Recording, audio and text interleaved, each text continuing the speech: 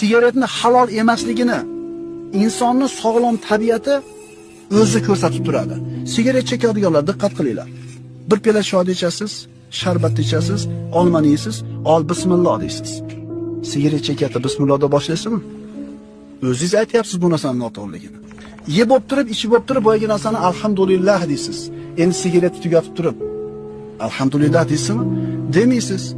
Endi qarang, uyga bitta qovunda olib kelasizda, olib kelib ichamiz. O'tiringlar, bir so'yib yeymiz deysiz. Bismillahda boshlab alhamdulillah tugatasiz. Endi bir pashga shu sigaret tashladingizda, olinglar hol. Bir chekamiz deysizmi? Nimaga demaysiz? Shu qilayotgan ishingizni o'zi sigaretda pok narsa emasligini ko'rsatib turibdi. Yoki yana bitta sigaret chekadida yerga tashlaydi. Ezib qo'yadi ayog'ini. Endi bir tishlam nonni yerga tashlab turib oyog'ingiz bilan ezishdi. Tasavvuringizni sig'dira olasizmi? Demak, shu sigaret tashlab ezayotganingizda ham uni nopokligini o'zingiz aytyapsiz. Yoki hojatxonada o'tirib olmay ishni tasavvur qila olasizmi? Lekin nima qilasiz? Sigaretni chekasiz. Xullas, birodarlar, aqliy, naqliy, ilmiy dalillar to'lib turibdi. Faqat tashlash kerak xolos.